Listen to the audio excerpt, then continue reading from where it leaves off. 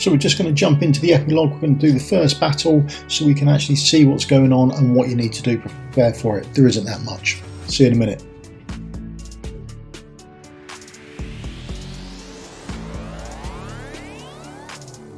Hello and welcome, I'm Mystical, this is Mystical Gaming. We're back into Watcher of Realms and we're going to have a jump into the epilogue, phase 1. I'm just going to do the first fight today and we'll have a look at doing Razak tomorrow. Now, first fight comes in at 788,000 BP. We are well short of that. Now let's have a quick look at the map. This is the map, 2 spawn points, 2 exit points for them, and that is about it. We've only got the 2 mobs. Now, the first mob here is the one to worry about because when HP is below 50%, charges forward and ignores the block from the heroes in the way. So we do have to be aware of that. The other mob is just more of a normal mob that just tries to overrun you and that sort of thing. Now, teams that have been used previously to clear this are healer, defender and fighter based, and that's essentially what we're going for. We've got a spare slot for an archer, so I'll be chucking in an archer as well, but feel free to do whatever you like and mix and match. So that is essentially our makeup of the team as well. Although I'm not going for any defenders, I'm just going straight up with fighters, 3 healers and 1 archer, but that's how I'm going to run it. And that gives me enough healing and DPS to get through this. So I think if you can do hard on Void, then you should be able to clear this. These are the favourite champions so far, but I'm not even close to having most of these top ones, so that's not an issue for us. So let's jump into the fight and have a look at it. I can't remember the rewards I got, so sorry about that. I was hoping it was going to reset, but it doesn't seem to have done. Now, the healers I'm using Hollow, I'm using Ferocet, I'm using Vortex. They're the healers I'm using. Is because of the range. They've got this massive wide range and it's quite long as well. Absolutely brilliant for this. Then I'm using a slack handful of fighters and I am using Idril. Why would I use an Idril? Well, she can shoot all over the map, and if I can only take 1 person, I know she can hit everywhere in the map. Right, so let's jump into the fight. The first person we've got down is Abomination. We get Abomination down, and they are the only places there.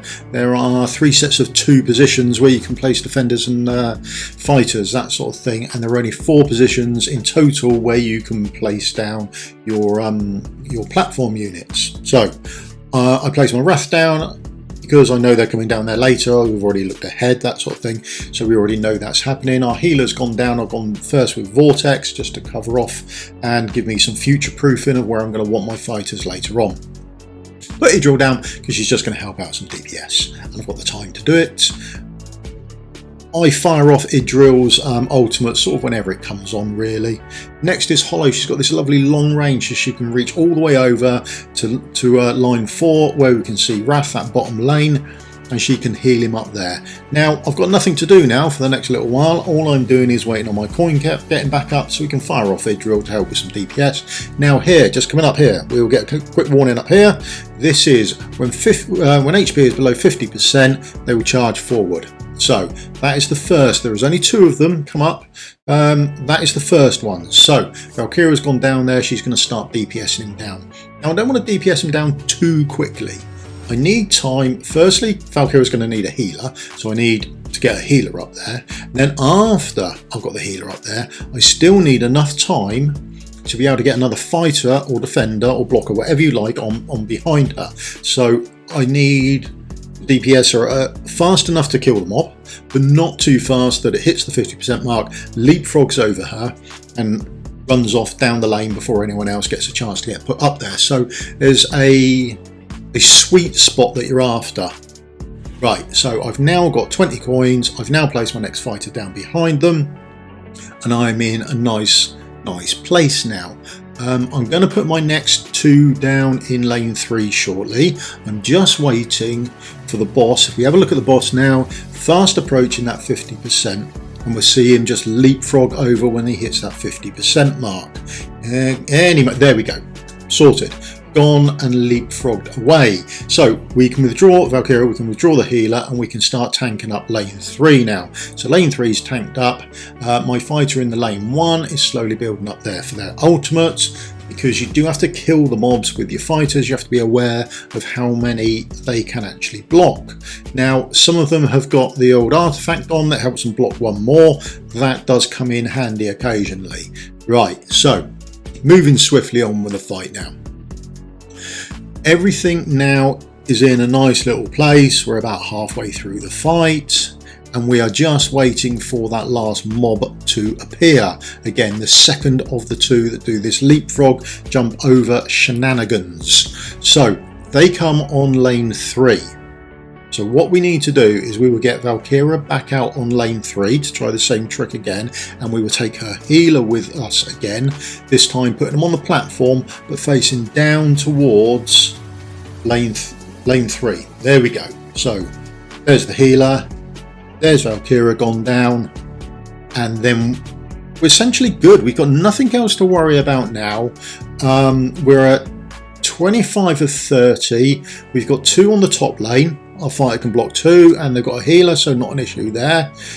We had 1 in lane 3 that we've already dealt with, and 1 lane 4 we've already dealt with that. So these are the only ones we've got left now. The 2 in lane 1 and the 1 mini boss thing in lane 3, and we've got that all covered because we've got our healer there and we've got our hero there to DPS her down. We can DPS at any rate we like now.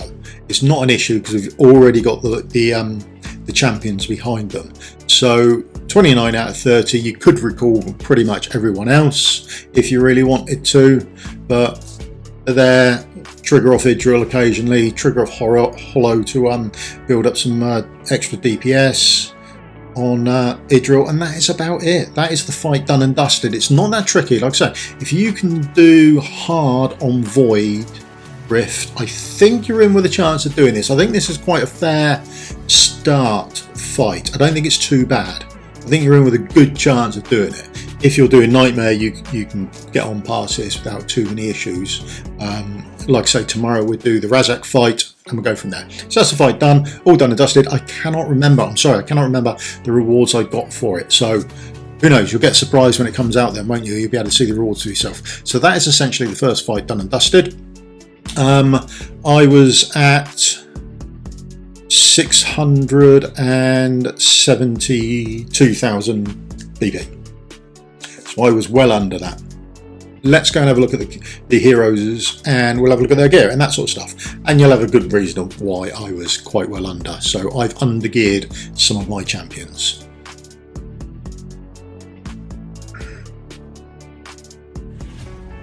So there you go, there's the first champion, my first fighter.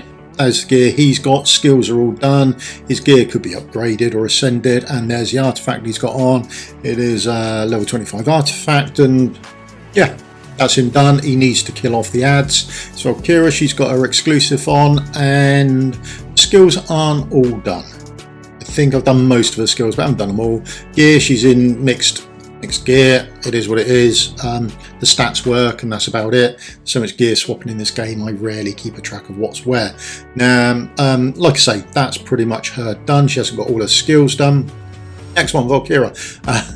Yeah, I wasn't really lucky with her skills. This is the Forerunner account, so heroes used to not have 4 abilities on their first ability. It used to be 1 ability without the other levels, so when you rolled them up you never got them. It only happened later on that they started to put those in to help you get rid of your skill crystals. Like I say, this is where I've stripped out some of their gear, knocking them back a bit, and I think I could go a lot further as well. There's Abomination, he's got no artifact on, his skills aren't all done. And yeah, as long as you've got enough fighters there and the placement runs all right with you, you're really in a good place. I feel there isn't too many issues with it. It's just more of a where you place and at what times, and as long as you keep track of your coins so you can get defenders on past the people who are doing this hopping over you at their 50% mark. That is about it. Other than that, it's fairly much a straightforward fight for yourselves without too many great issues. Right, other fighters that we've been using. There's Gluttony, again, not fully geared up, but he was only used at the end. No artifact, gear still needs doing, but epics are pretty much awaken 5 and all skills done, because you tend to get so many of those resources, it generically is worth doing. Other fighters that we use Wrath as well. So if we have a quick look at Wrath, he's generally geared up because I do tend to use him more often than not. So theoretically, we'd expect him to have all gear on and an artifact. Yeah, happy days. That's worked out well. Never know, do you? So he's got all his gear on. He is over crit capped, and there's his artifact as well. Again, this is the increases block by 1 because that helps out. So be aware of that artifact when you're building your teams. Here's Idril. We've put the new skin on her. I'm not 100% sure if I like it, to be honest. It just looks a bit, maybe a bit much. I don't know. Anyway, right.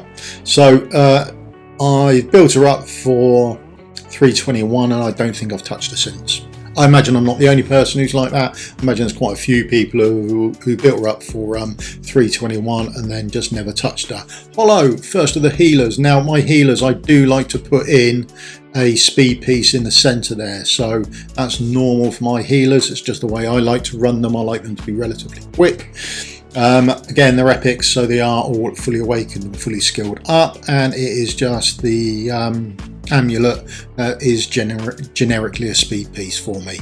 That's just the way I build my healers. And then lastly, we've got our legendary healer, and they're not going to be in as good gear, and their skills aren't done, and they are not fully awakened at all, even close to it. But you've only got the one person to heal, so technically they don't need to be fully maxed out or anything like that. The gear is probably better than they require, so they are quite slow. It is just full attack stuff for the invigoration buff that he puts on and the attack based healing, but no artifact, so we're not overly worried. And that is about it for it. It's there, it's nice and easy. Like I say, there was there's me 627237. So there you go. That's what I did it with. It's not that hard. You should be able to do this. Should be able to smash it out. This is Razak. We'll do Razak tomorrow, and that's about it. So right, thank you very much for your time. Please give me the old thumbs up, like and subscribe. That would help me out massively, and we can produce more videos like this. Okay, I'll see you in a video again soon. Cheers and goodbye.